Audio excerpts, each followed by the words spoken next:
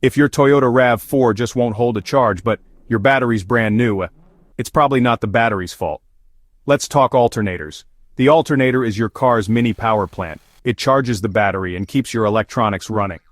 When it fails, your RAV4 can't get the energy it needs, leaving you stranded. First, look for warning signs. Do you see a battery light on your dashboard? Are your lights dim, or is there a burning rubber smell under the hood?